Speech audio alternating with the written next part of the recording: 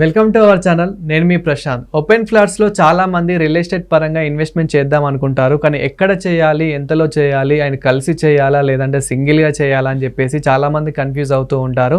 So దీని గురించి అయితే మాట్లాడేందుకు ప్రస్తుతం మనతో పాటు real estate expert Smita Krishnamurthy గారు ఉన్నారు. నమస్తే అండి. నమస్తే మ్యామ్. చాలామంది ఈ ఓపెన్ ఫ్లాట్స్ కొనే ముందు అంటే అసలు ఎలాంటి జాగ్రత్తలు తీసుకోవాలా అండ్ ఎక్కడ ఇప్పుడున్న మార్కెట్లో ఎక్కడ తీసుకుంటే బాగుంటుంది, అసలు ఓపెన్ ఫ్లాట్స్లో మార్కెట్ ఏ విధంగా ఉంది, రాబోయే రోజుల్లో ఏ విధంగా ఉండబోతుంది, అసలు ఓపెన్ ఫ్లాట్స్ అనేటివి సిటీలో ఉన్నాయా లేదంటే ఇంకా అవుట్స్కట్స్లోనే ఉన్నాయా? ఓపెన్ ప్లాట్ మార్కెట్ ఇప్పుడు మంచి భూమిలో ఉందండి. ఎందుకంటే మిడిల్ క్లాస్ సెగ్మెంట్కి ఇప్పుడు ఈ high rise apartments, sky scrapers అఫోర్డబిలిటీలో లేదు. అండ్ మనకు తెలిసినట్టు సిటీ ఎక్స్పాన్షన్ ఏదైతే ఉందో, సిటీ మనకి ఎప్పుడు అవుట్స్కర్ట్స్లోనే ఎక్స్పాండ్ అవుతుంది. అవుట్స్కర్ట్స్లో హై రైజ్లు, స్కై స్కేపర్స్ రావు కాబట్టి ఓపెన్ ప్లాట్సే సేల్ అవుతుంది. సో ఓపెన్ ప్లాట్స్ ఇప్పుడు ఈ మధ్య కాలంలో అంటే ఇప్పుడు లాస్ట్ 2 years నుంచి కొంచెం మార్కెట్ స్టాగ్నెంట్ ఉంది. ఈ 6-7 months నుంచి బాగా ఓపెన్ ప్లాట్ బిజినెస్ పెరిగిందండి. ఎందుకంటే ఇంతవరకు జనాలు ఏం చేశారంటే వెయిట్ అండ్ వాచ్ ప్రైసులు తగ్గుతుందేమో, ధరలు తగ్గుతుందేమోనని వెయిట్ అండ్ వాచ్లో ఉండే. కానీ లిక్విడ్ అమౌంట్ ఏదైతే మన చేతిలో ఉంటుందో ఎక్కువ రోజులు మనం దాన్ని హోల్డ్ చేసి పెట్టలేం. ఎక్కడో ఒక చోట అయితే మనం ఇన్వెస్ట్ చేయాల్సిందే. ఎక్కువ బంగారం కొనలేము, మిగతా వాటిలలో ఇన్వెస్ట్ చేయలేము, ఎందుకంటే అవి అప్రిషియేట్ అవ్వదు. మనకి అప్రిషియేట్ అయ్యే అసెట్ ఏదంటే రియల్ ఎస్టేటే. సో రియల్ ఎస్టేట్లో ఎలాగైనా ఇన్వెస్ట్ చేయాల్సిందే డబ్బులు ఉంటే. ఇప్పుడు నా దగ్గర ₹1,00,00,000 ఉంది అంటే the best investment is real estate. So ఇంతవరకు పట్టుకొని హోల్డ్ చేసుకొని కూర్చునే వాళ్ళందరూ ఇప్పుడు దే స్టార్టెడ్ టేకింగ్ డిసిషన్స్ అనమాట.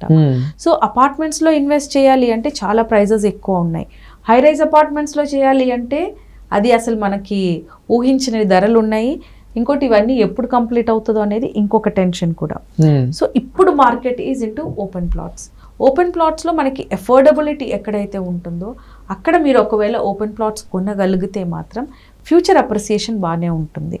కాకపోతే మనం లిమిట్స్ అంటే సిటీ లిమిట్స్ నుంచి ఒక 100 kilometers ఒక 5-6 months బ్యాక్, 1 year బ్యాక్ వరకు నేను ఎప్పుడు నా వీడియోస్లో I use to tell 50 to 60 kilometers వరకు వెళ్ళి కొనుక్కోండి అని.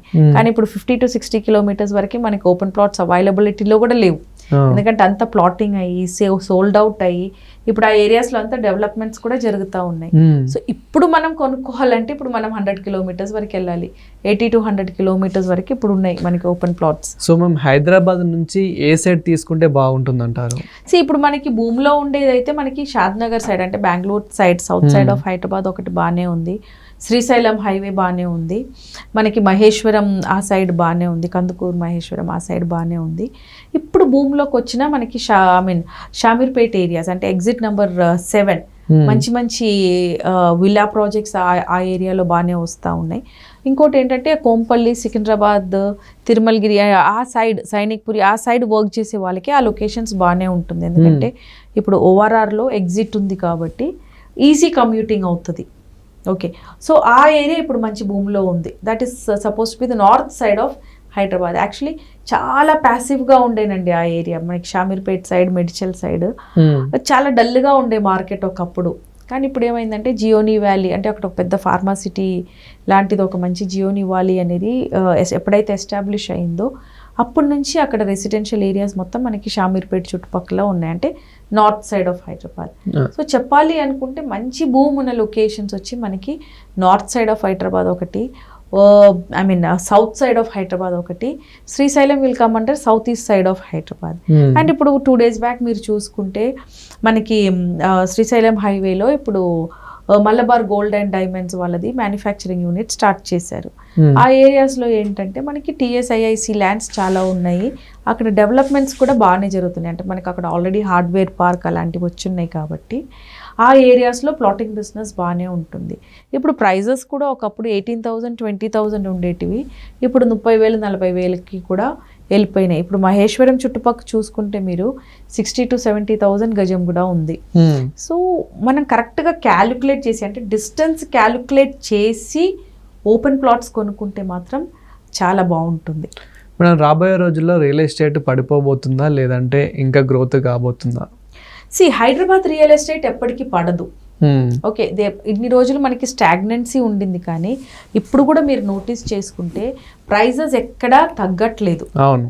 ఓకే, అది బిల్డర్ బ్యాంక్రప్ట్ అయినా కూడా స్కామ్స్ జరుగుతున్నాయి మా రియల్ ఎస్టేట్ మార్కెట్లో తప్ప ప్రైసెస్ క్లాష్ అవ్వట్లేదు. సో గోయింగ్ ఫర్దర్ కూడా మనకి హైదరాబాద్లో రియల్ ఎస్టేట్ అనేది పడదు. ఇట్ ఈస్ నాట్ పాసిబుల్ అండి. Hyderabad is on auto pilot mode no. అసలు హైదరాబాద్లో ఇంకా రియల్ ఎస్టేట్ పడదు అనేది ఇట్ ఈస్ గ్యారంటీడ్. హైదరాబాద్ ఎలా ఉంది అంటే మీకు నచ్చకపోతే మీరు హైదరాబాద్ వదిలేసి వెళ్ళాల్సిందే, వేరే వాళ్ళు రెడీగా ఉన్నారు రావడానికి. సో నచ్చిన వాళ్ళు వచ్చి ఇన్వెస్ట్ చేస్తారు తప్ప నాకు అఫోర్డబిలిటీలో లేదు, నేను కొనుక్కోను అని మార్కెట్ పడిపోతుంది అనుకుంటే అది చాలా రాంగ్ ఇంప్రెషన్. ఇప్పుడు మీరు చూసుకుంటే నియోపోలిస్, కోకాపేట్లో అంతా 2 CR 3 CR 4 CR తక్కువ మీకు ఫ్లాట్స్ దొరకవు, కానీ అవి కూడా సేల్ అయితే అవుతున్నాయి కదా. అంటే మార్కెట్ ఇంకా ఉన్నట్టే కదా. కొత్త ప్రాజెక్ట్స్, కొత్త బిల్డర్స్ ఇంకా హైదరాబాద్కి వస్తూనే ఉన్నారు కదా, అంటే ఇంకా మార్కెట్ ఉన్నట్టే కదా. So we cannot say that Hyderabad market is dead అనేది. హైదరాబాద్ మార్కెట్ ఇంకా అసలు డెడ్ అవ్వదండి. బికాస్ హైదరాబాద్ ఈజ్ గ్లోబల్ మార్కెట్లో ఇప్పుడు రికగ్నిషన్ దొరికింది కాబట్టి Hyderabad is one of the safest place to live. So అది ఎంత ప్రైస్ అయినా కూడా జనాలు వచ్చి హైదరాబాద్లో ఇన్వెస్ట్ అయితే చేస్తారు. సో మేము ఓపెన్ ఫ్లాట్స్లో ఇన్వెస్ట్మెంట్ చేసే ముందు ఎలాంటి జాగ్రత్తలు తీసుకోవాలి? అండ్ సింగిల్ ఇయర్ తీసుకుంటే బాగుంటుందా, లేదంటే 2-3 కలిసి తీసుకుంటే బాగుంటుందా?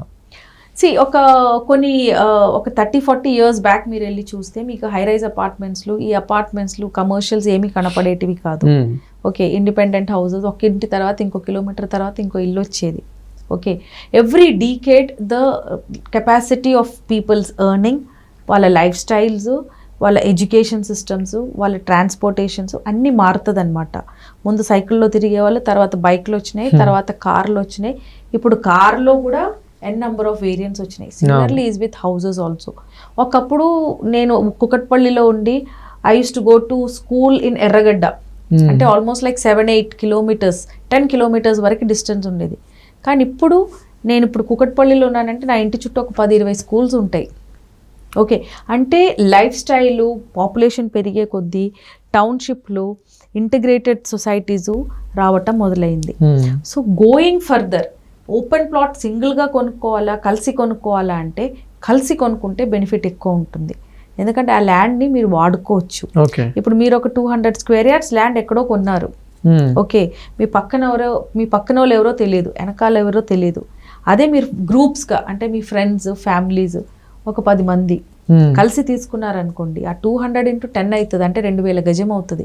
రేపు ఫ్యూచర్లో మీరు దాంట్లో ఒక అపార్ట్మెంట్ కట్టాలన్నా, ఒక స్కూల్ కట్టాలన్నా, ఒక కమర్షియల్ స్పేస్ కట్టాలన్నా అది యూస్ఫుల్ ఉంటుంది. అదే మీరు 200 గజాలు కొన్నారనుకోండి, అది రేపు మీకు ఒక ఇల్లు కట్టుకోవటం తప్ప అది మీకు దేనికి యూస్ఫుల్ అవ్వదు. ఇప్పుడు రీసెంట్గా ఒక lady, she came to me for development అనమాట, 260 square yards అట్ నానక్రామ్ కూడా. ఓకే, సెట్ బ్యాక్స్ వదిలేసి కట్టడానికి ఎంత దొరుకుతుందండి? So it's always better bigger extent of land. డబ్బులు ఉంటే బిగ్గర్ ఎక్స్టెంట్ ల్యాండ్ కొనుక్కోండి.